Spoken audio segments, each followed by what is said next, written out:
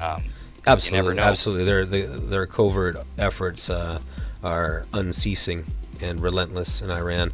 Who knows if they're ever going to achieve real results with that? I mean, the Iranian people are pretty sophisticated.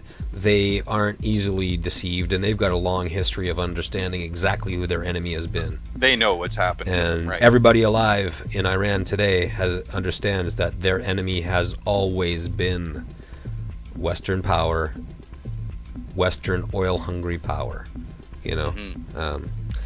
So I don't know if you're going to see the same thing in Iran that you see in Syria, you know, because well, first of all, Syria is, well, it's just a very different place, you know. Assad inherited his power. The people, the regime in Iran, fought for the power that they have today. They fought. Guess who they fought against? They fought against American occupation. Get it necessarily right to the same level as the intensity that's in Syria right now. Yeah. But I'm just curious if maybe they're going to turn the volume up a little bit, and that's why maybe Stephen Harper decided, you know what, I'm going to pull my diplomats out right now. And I mean, another interesting factoid too that we need to remember is that in the 1980s, when the American embassy, when the Americans were held hostage, it was a Canadian diplomat that helped rescue 6 Americans. Yep. So, you know, Canada does have some sort of entwined historical relationship in this whole dispute too. I mean, of course, in that sense too, I guess you can't necessarily hold it against the person for helping rescue, even if you disagree with that person's political views, the people that were being held hostage, if you don't agree what was happening to Iran. I mean, saving anybody who's in a hostage situation, I'm sure it isn't a horrible thing, but at the same time, it just goes to show that this is, there are deep roots to this, and Canada does have some contact with them beyond just what's happened recently, and I'm just curious to see where this is all going to go.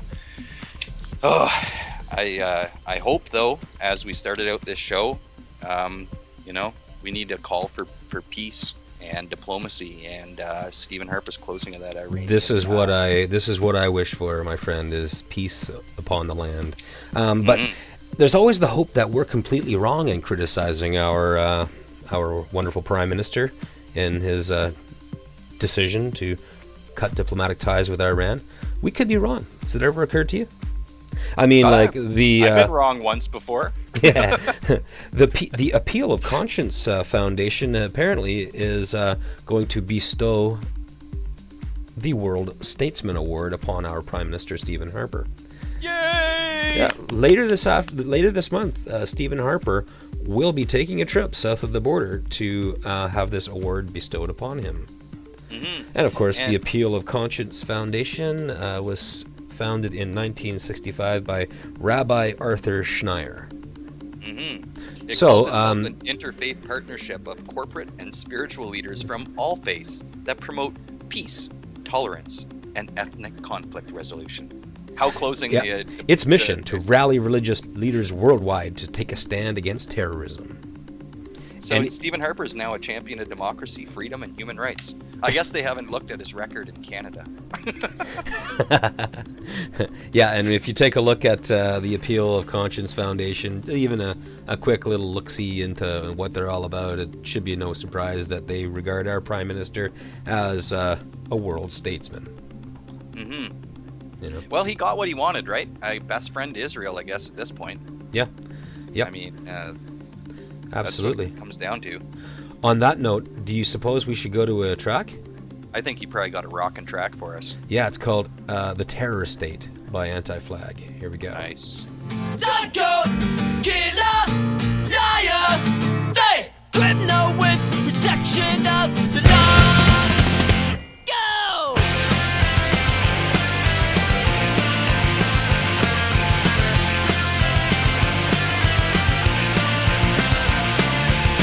State lights dressed up as evening news. West side of blast, we want the truth. Broadcast by corpses cutting you. West side of blast, we want the truth. Most people, they will never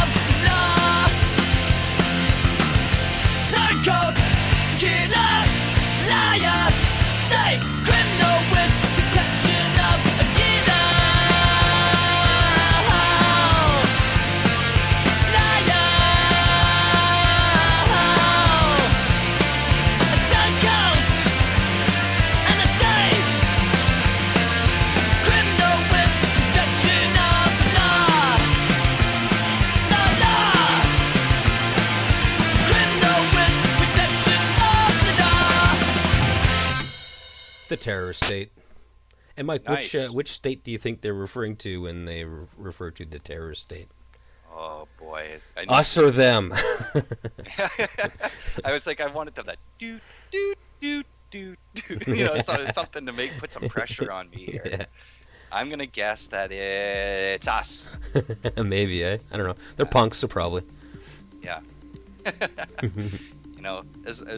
I think that's what I loved about punk rock is that it always, while it makes people question things, the best punk rock always has a sense of humor. Yeah. You gotta maintain a sense of humor, and that's one thing. That's why I love the Forgotten Rebels we played earlier, Black Flag. You can, when even if it's cynicism, it's humor mixed with cynicism, they're still always keeping that little smirk on their face. Like, I got an idea that people haven't. Maybe you haven't thought about this. Yeah. It's that smirk on your face that gets you up in the morning. You know what I mean? If you're confronting the darkest of the darkness of this world, Absolutely. Yeah. So I want to introduce a new segment for the show, I think it should be called the good fight. The good fight. Fighting the good fight, which was after we talked a little bit, something that you came up with, which I think is a great title. The good fight, where we shine a spotlight on those who fight the good fight. Absolutely. And keeping it on military issues here, first of all, I'd like to mention Yves Engler, who is an author, Canadian author. He wrote the book, The Ugly Canadian, Stephen Harper's Foreign Policy. And he also has a great article right now on rabble.ca called Turning Anger into Action to Stop Harper's Foreign Policy. Uh-huh. I'm going to post this up on the Facebook page here too, so people can go read it. And the thing I love about this guy is there's two things. Just like when we talked to Damien Gillis, Yves is the same way in that he can take bits of information and put them together and show how they connect. And essentially what he's arguing is that we need to put together an alliance of environmentalists, of Palestinian rights activists, of anti-war people concerned with a lost topic, Haiti. I mean, all these people need to get together and form a common cause, as he's calling it, a multi-issue alliance. And he wants to raise $4,500 to produce, he believes he could produce quite a number of posters and bumper stickers and these different things that would, basically the tagline would be, Stop Harper's Crimes Against Humanity. And he points to the fact that in 2006, a very small group led a campaign against Pierre Pettigrew because of his role in overthrowing the progressive and democratically elected government of Haiti. And so he's saying, let's do this again. Let's make Canada's foreign policy an issue for the next election cycle.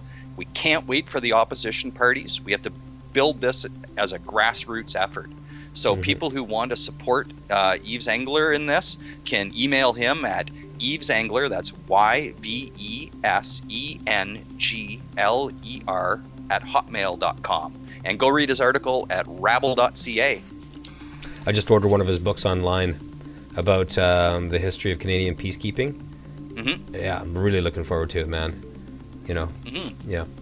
Anyway. Every article I've read by him has been insightful, and his ability to connect dots is just impressive too. He really shows how it's a corporate military agenda, mining, oil industry. All these guys are the people sitting on the other side that are all patting each other's back with Stephen Harper. And these are the people that, if we all have varying concerns about what they're doing, why not all get together and oppose them, because their issues are related. And I'm sure on our future shows when we do the good fight, we'll only probably find one, but this is timely too. And I think we should also mention that Pat Martin needs our support for another cause, which we always bring up in his struggle against a lawsuit brought on by Rack 9 and Matt Mayer. This makes Mike, I got to interrupt you. This makes my blood boil so much, man. The problem is here, Pat Martin has been sued for slandering or libeling or whatever Rack 9, those Rack 9 rascals. Remember he called them that? This company that admittedly made the illegal robocalls, they just don't know who hired them to do it. Because this company, okay, this supposedly upstanding company whose reputation was besmirched by Pat Martin. Okay, this company did business with Pt.3 and only had a pay-as-you-go cell phone number to contact them at. And yeah, so yeah, how dare Pat Martin cast aspersions on the sterling how reputation? Can you even question anything here? What I mean, that is something that doesn't seem to come out either. I mean, how can it not be in legislation and in law that when a political advertisement or calling system is made, that the person doesn't have to produce identification as to who they are, what party affiliation they have? Mike, this is definitely an issue with Revenue Canada. When you do business, when you take money, you got to know where it came from. You know, you have to know where it came from. When you know, this guy, this company, the Rack 9, I'll call them the Rack 9 rascals. Who cares? You know what I mean? Who knows what that means? We'll be collecting for the Tony Lofen Defense Fund next week. Well, they are pretty rascally, okay? You know, like doing business with Pierre Poutine. I'm sorry. You know, what do you want? What do you want? Really? Absolutely. I mean, it's horrible. They want $5 million, dude. That's what they want. Yeah, because they'll never get it. They're just making them spend. This puts a chill factor on everybody because you got to spend money on lawyers to defend yourself. They have no chance. They have no chance. They'd have to establish how much their reputation was, damaged. They're saying that they've been shunned, avoided, and exposed to hatred and contempt and ridicule. It's like, I'm not sure if that's because of Pat Martin's comments or because of what you guys did. Yeah, because they did business with they committed a crime inadvertently, right? Inadvertently, they were the inadvertent and unwitting accessories to a crime committed by Pierre Poutine. But you'd think a company would have to do due diligence to know who they're doing business with. And that's a fact. That doesn't make them complicit in any robocall or election fraud crime.